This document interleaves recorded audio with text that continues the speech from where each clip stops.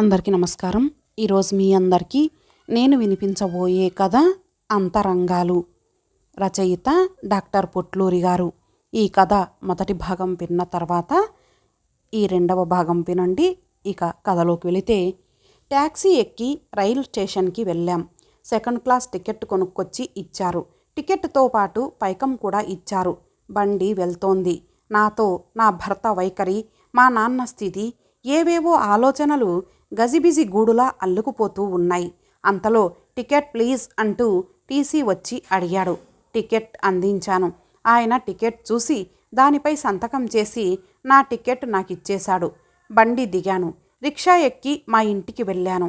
మా ఇల్లు కాదుగా అది, మా నాన్నగారి ఇంటికి వెళ్ళాను. రిక్షావాడికి డబ్బులు ఇచ్చేసి లోపలకు అడుగు పెట్టాను. కానీ అక్కడ గోడ మీద మా నాన్నగారి పేరుకు బదులు మరొకరి పేరుండటం చూసి ఆశ్చర్యపోయాను. డాక్టర్ ఏ విశ్వనాథం ఎంబీబీఎస్ అని బోర్డు ఉంది. పొరపాటున మా నాన్నగారింటికి కాక మరొకరింటికి ఏమైనా వెళ్ళానేమో అన్న సందేహం ఒక్క క్షణం వచ్చింది. ఎవరో ఇంట్లో నుంచి వచ్చారు. ఎవరు కావాలమ్మా? ఎవరో దయామయులై ఉండాలి అడిగినవారు. ఇది రిటైర్డు తహసీల్దార్ గారి కృష్ణారావు గారి ఇల్లు కదా అండి అని అడిగాను. అడిగానే కానీ ఎలా అడిగానో నాకే అర్థం కాలేదు. వారిదే ఈ ఇల్లు, కానీ మేము కొనుక్కున్నాం అన్నాడు ఆ వ్యక్తి. అయితే ఇప్పుడు ఆయన ఎక్కడున్నారు అడిగాను. వారు కాలం చేశారు. ఆ పిడుగులాంటి వార్త నమ్మలేకపోయాను. ఎప్పుడు పొరలి వచ్చే దుఃఖాన్ని తమాయించుకోలేక వణికే పెదవులతో ప్రశ్నించాను.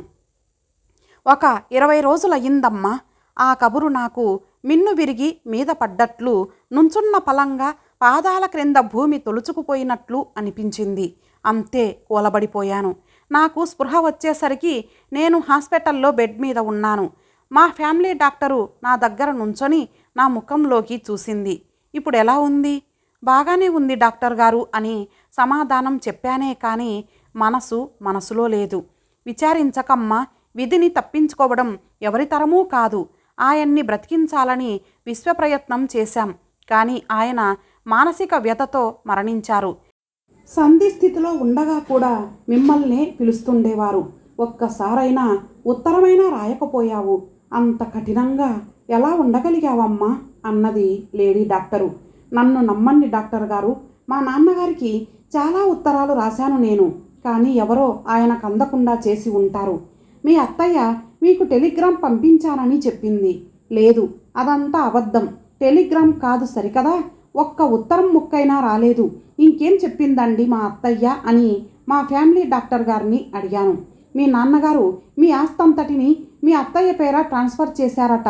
ఆమె గారి దగ్గర నుంచే మేము ఈ ఇల్లు కొన్నాం అన్నదావిడ.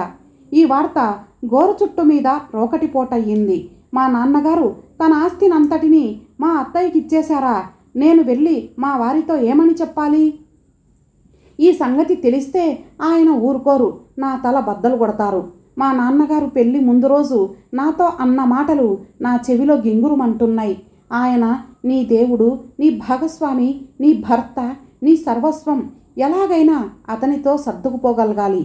కానీ ఆయనతో సర్దుకుపోవడం ఎలా? అత్త పని మనిషి వచ్చి నిద్రపోతూ ఉన్న నన్ను లేపింది. వాళ్ళొచ్చారటే అని దాన్ని అడిగాను. లేదమ్మా, రాత్రనగా వెళ్ళారు, ఇంతవరకు రానేలేదు. ఏదో చెడు జరిగి ఉంటుందని నా మనసు ఊహించింది. వాళ్ళు గుడికి వెళ్ళి వచ్చాక మా అబ్బాయి కోడలు ఇద్దరూ కలిసి సినిమాకు వెళ్ళారని గూర్ఖావాడు చెప్పాడు. రాత్రి 2 గంటలు దాటిపోయింది. అయినా సినిమాకు వెళ్ళిన వాళ్ళు ఇంటికి రానేలేదు. ఆ రాత్రి చాలాసేపు వాళ్ళు వస్తారని ఎదురుచూస్తూ ఉన్నా. కానీ చివరకు ఎంతసేపటికి వాళ్ళు రాకపోవడంతో వెళ్ళి పడుకున్నాను. మా అబ్బాయి శేఖర్ 2 సంవత్సరాల వయసప్పుడే వాళ్ళ నాన్నగారు కాలం చేశారు. అయితే వారు చేసిన సుగుణమేమంటే ఆస్తి మాత్రం చాలా ఉంచి వెళ్ళారు. ఆ ఆస్తిపాస్తులు ఉండటం వల్లనే ఇంకొకళ్ళ మీద ఆధారపడకుండా కుర్రాన్ని బాగా చదివించగలిగాను. తండ్రి లేని బిడ్డ కావడం వల్ల ఎంతో గారాబుగా పెంచాను. కానీ నేను అతి గారాబంగా పెంచడంతో వాడి జీవితం పాడైపోయింది. వాడు చిన్నతనంలోనే డబ్బులు దొంగతనంగా పట్టుకుపోయి సినిమాలు అవి చూస్తూ ఉండేవాడు.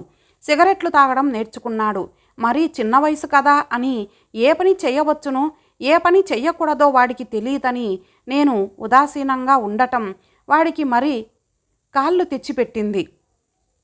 ఆడపిల్లల్ని ఏడిపించేవాడంటూ ఎన్నో ఫిర్యాదులొచ్చాయి. ఆ వయసులో అలాంటి పనులు సహజమే కదా అని సరిపెట్టుకునేదాన్ని. తర్వాత అయిన చోట కాని చోట అప్పులు చేయటం, సాని కొంపల చుట్టూ తిరుగుతున్నాడు అన్న వర్తమానం తెలిసింది. వాడు అలా మారిపోయినందుకు ఎంతగానో కుమిలిపోయేదాన్ని. నాలో నేను ఎంతో ఏడ్చేదాన్ని. కానీ ఏం లాభం?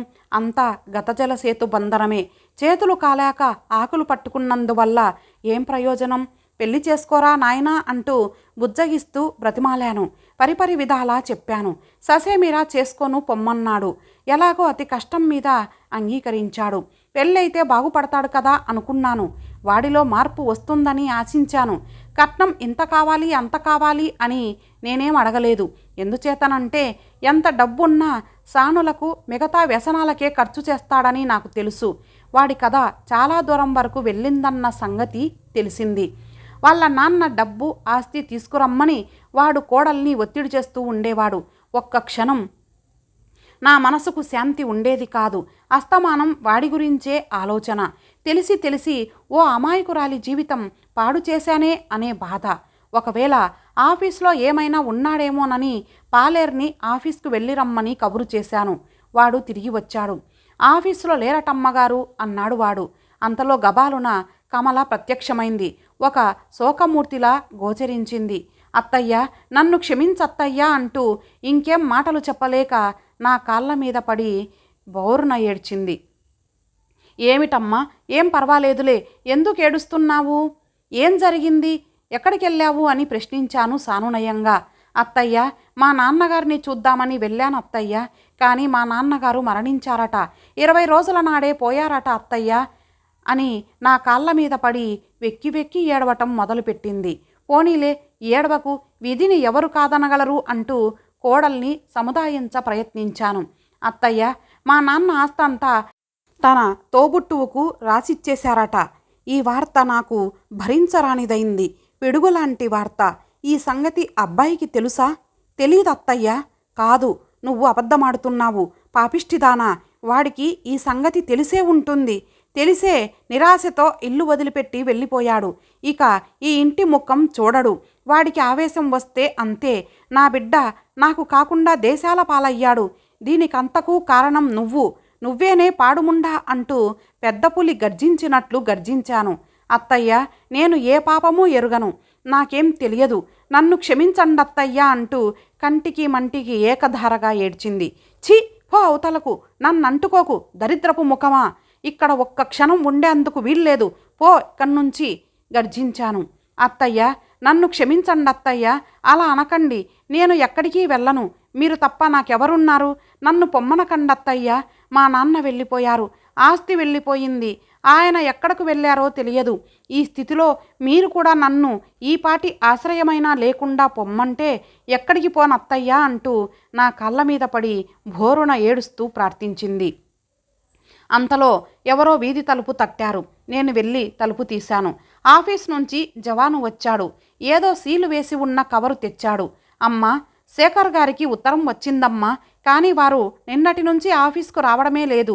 బహుశా ఇదేమైనా అర్జెంటు ఉత్తరమేమో, అందుకని ఇంటికి తీసుకొచ్చానమ్మా అని వాడు ఆ ఉత్తరం ఇచ్చి వెళ్ళిపోయాడు. ఉత్తరం తీసుకున్నాను. చాలా బరువుగా ఉంది. 9 అంగుళాల కవర్ అది. ఏవైనా ఆఫీస్ కాగితాలేమో అనుకున్నాను. అయినా కవరు చించాను. అందులో ఒక ఉత్తరము, రిజిస్టర్ దస్తావేజు కాగితాలు ఉన్నాయి. ఆ ఉత్తరం కమల పేరున ఉన్నది. వాళ్ళ నాన్న రాసింది. చిరంజీవి, సౌభాగ్యవతి కమలకు. అమ్మ, కడపటి క్షణం వరకు నీ రాక కోసం నిన్ను చూడాలనే కాంక్షతో ఎదురు చూశాను. కానీ నువ్వు రాలేదు. నేనేం అపరాధం చేశానమ్మా? చావు బ్రతుకుల్లోనైనా బిడ్డ దగ్గరకొచ్చి చూడని అపరాధం నేనేం చేశానమ్మా?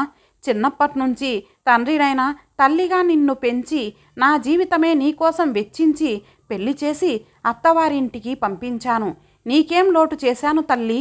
ఫలానా లోటు చేశానని చెప్పకూడదా అమ్మా? నేను నీ తండ్రిని కానా? తల్లిలా పెంచలేదా? ఆడపిల్ల తన బాధలు తల్లితో కాక మరెవరితో చెప్పుకుంటుందమ్మా? నేనింతగా వ్యధ చెందుతున్నానే.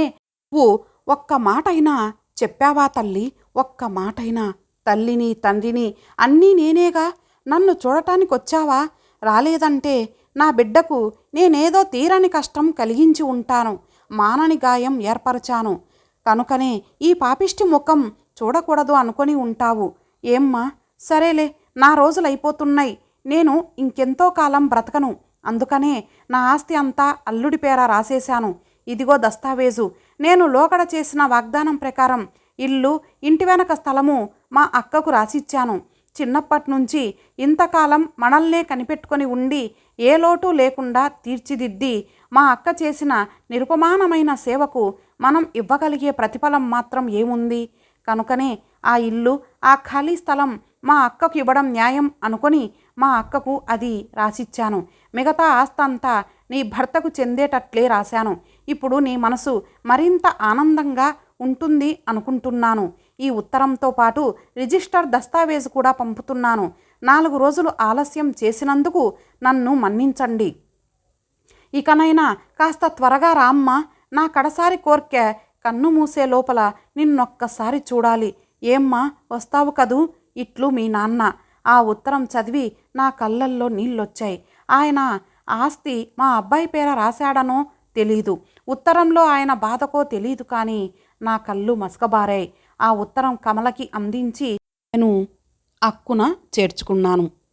ఇంతటితో ఈ కథ సమాప్తం. మరలా మరొక మంచి కథతో కలుద్దాం. అంతవరకు సెలవు. నమస్తే.